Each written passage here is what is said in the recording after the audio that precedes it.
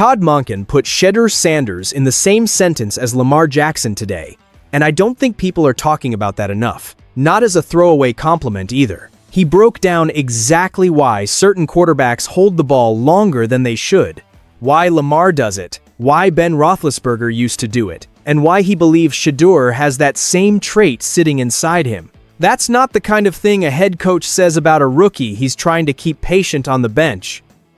That's the kind of thing a coach says about a guy he's actively building a plan around.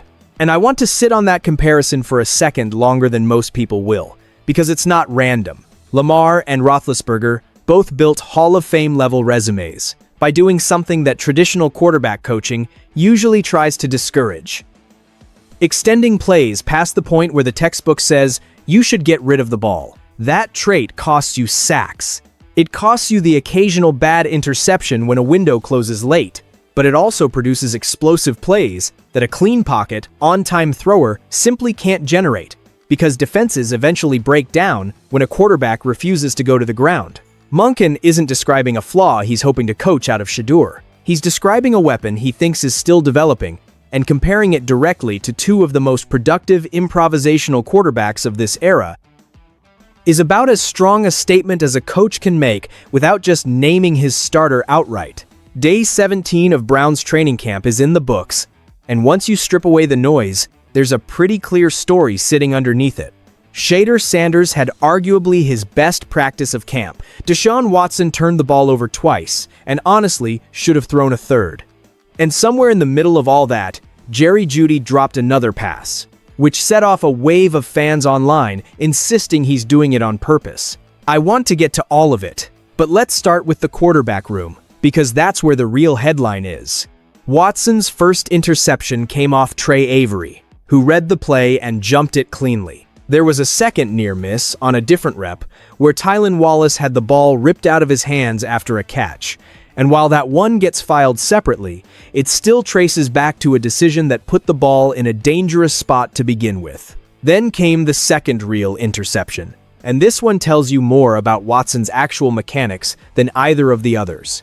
He rolled to his right, tried to come back across his body toward the middle of the field, and short-armed the throw right into coverage. I want you to remember that description, because it's going to come up again later in this video, because multiple people around this team keep describing the exact same pattern independently of each other. On top of both interceptions, there was a play that should have been a third. Emmanuel McNeil, the rookie safety, got his hands on a ball in coverage and simply couldn't bring it in. If he does, Watson's sitting on 3 picks in a single practice heading into a preseason week. Trey Avery deserves his own mention here too, because coming away with 2 interceptions in a single practice off 2 different quarterbacks isn't nothing, even accounting for the fact that it's August, and receivers aren't always playing through contact the way they would on Sundays. That's a defensive back, putting himself on tape in a real way during the exact window when depth chart decisions are getting finalized. On the defensive line, Jared Verse got extended run in team drills, and Alex Wright rotated in with the starting defensive front alongside Aquara, which is worth tracking simply because that group is going to need to generate pressure early in the season, while some of the offensive question marks get sorted out behind them. On offense, Dylan Sampson continues to work as the lead back with the ones, and if the passing game stays this unsettled for another week or two, a stable, productive run game becomes even more important to whichever quarterback ends up starting week 1. Now flip over to Shedeur, because the tape tells a completely different story. He found KC on a go route with the kind of ball placement that makes you sit up a little in your seat, dropping it in stride on a defender playing tight coverage. Later in a red zone period, he got the ball out quickly, looked off the middle of the field for a beat, and delivered a strike to Blake Whiteheart for a touchdown.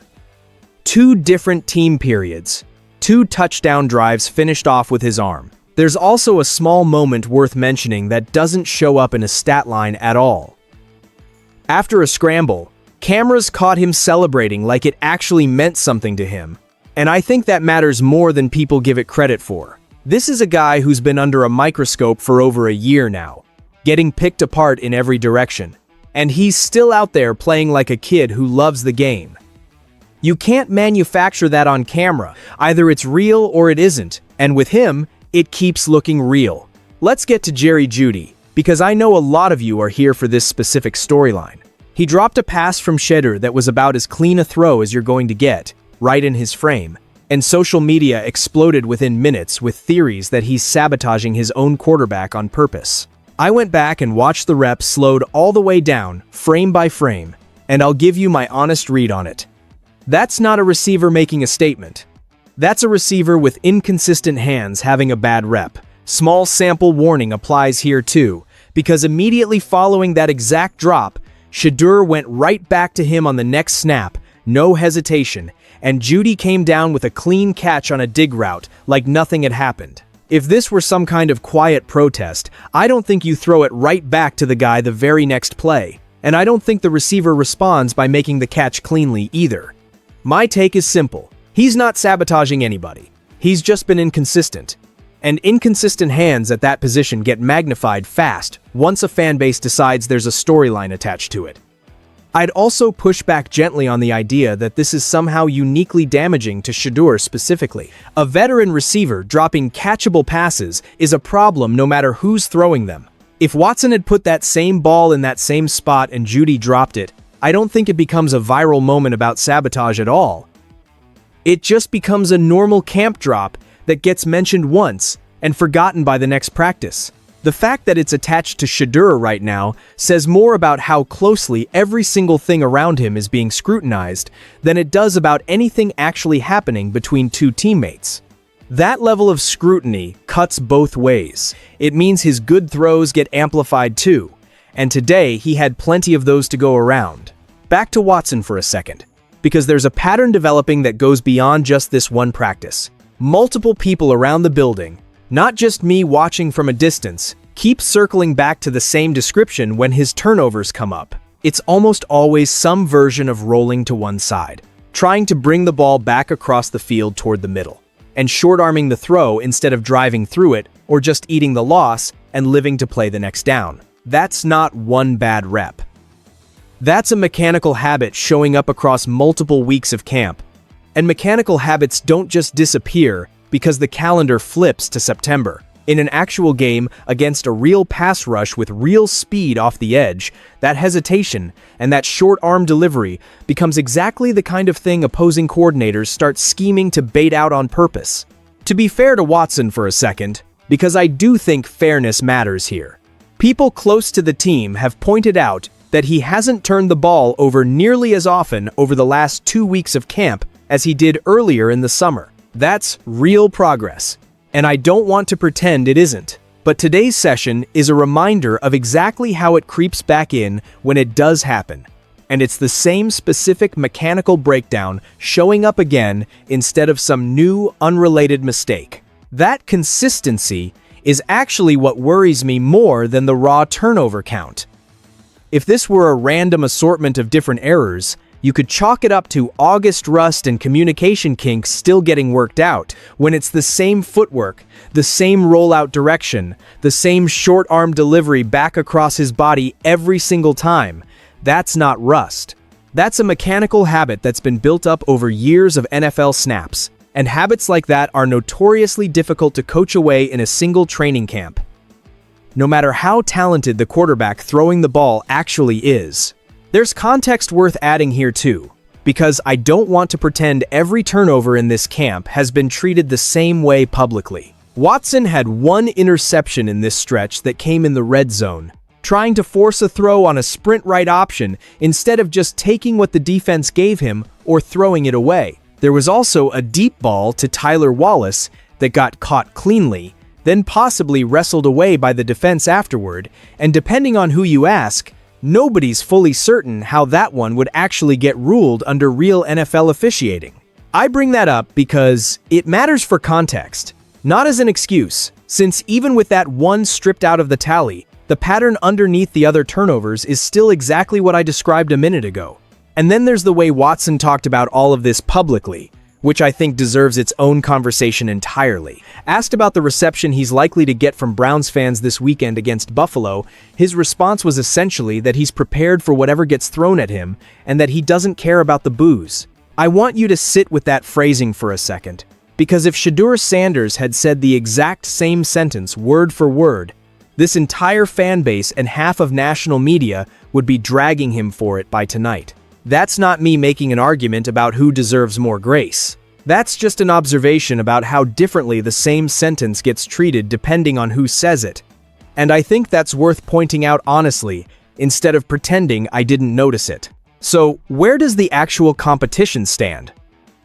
According to people close to the building, this is being run as an even split right now. 10 first-team reps apiece in these joint practice periods, with the head coach retaining what people are calling the champion's prerogative to change that structure whenever he decides to. That's coach speak for keeping his options completely open, and I don't fault him for that. But even inside a structure designed to be neutral on paper, the tape from today wasn't neutral at all. Shedeur turned in touchdowns in both of his team periods. Watson turned in multiple giveaways and a couple of near misses that easily could have been worse. When the reps are supposedly split evenly and the box score isn't close, that's usually the moment a competition stops being close in practice too, even if nobody in the building says that part out loud yet. I also think it matters that this even split isn't happening in a vacuum. It's a conscious organizational choice to let this play out in front of everybody. Coaches, teammates, media, rather than settling it quietly behind closed doors weeks ago. There's a version of this camp where the staff hands Watson the job outright in June and never looks back, daring anyone to question it. That's not what's happening here. Instead, they built a structure that forces both quarterbacks to earn every single rep in front of an audience. And structures like that tend to reward the guy who's more consistent under that specific kind of pressure. Not necessarily the guy with the bigger name attached to his history. Todd Monken has said publicly, including after the Chicago Bears preseason opener, that evaluation is ongoing and that what happens in practice genuinely factors into how this decision eventually gets made. I take him at his word on that, because there's no obvious reason for a staff to fabricate that stance if they'd already made up their minds privately. Which is exactly why today's practice carries more weight than a normal Wednesday walkthrough. If practice performance is actually part of the equation being weighed here, and today is any indication of where these two quarterbacks currently sit relative to each other, then Shedeur didn't just have a good day. He put another data point on the board in a competition that's supposedly still open. And he did it in the specific area, decision-making, with the ball in his hands, where the other guy struggled the most on the exact same afternoon. Joint practice against the Bills is up next, followed by the actual preseason game Saturday at Huntington Bank Field. And I think this is genuinely the week that either settles this competition or blows it wide back open, depending on how each guy responds under a different level of competitive pressure. Practice reps are one thing. Live snaps against an opposing roster that isn't wearing the same color jersey every single day is a completely different environment. And it tends to expose things that clean, scripted periods can hide. If Shedeur brings the same command and the same decision-making into that setting that he showed today, this conversation gets a lot louder by the weekend. If Watson cleans up the exact mechanical pattern I described earlier, that changes the calculus in the other direction just as quickly. Either way, I don't think this stays quiet much longer, and I'll be watching every single rep of that joint practice closely to see which version of this story actually holds up once the pads come out and the stakes go up. There's also a financial and organizational reality sitting underneath all of this that I think gets lost sometimes when we're only talking about individual practice reps. This isn't a normal open competition between two unproven arms carrying equal institutional weight. Cleveland has an enormous amount of resources committed to Watson, both in terms of money and in terms of public reputation for the front office that made that decision in the first place. Every practice like today's makes that original bet a little harder to defend out loud, and every practice like Shedeur's makes the case for a change a little easier to make in the media room. I don't think that dynamic changes what happens on the practice field itself. Players don't perform differently because of a salary figure, but it absolutely changes how loud the conversation gets around every single throw, and it absolutely raises the stakes on the front office every time this specific storyline repeats itself on tape. None of this means the decision is already made. Monken has been consistent about keeping the door open, and coaches generally don't like being backed into decisions by outside noise, no matter how loud that noise gets. But decisions like this one rarely get made off a single practice. They get made off a body of work, stacked rep after rep, day after day. And today added one more entry to that file, with Shedeur's name attached to the good column and Watson's attached to the column that keeps needing an explanation.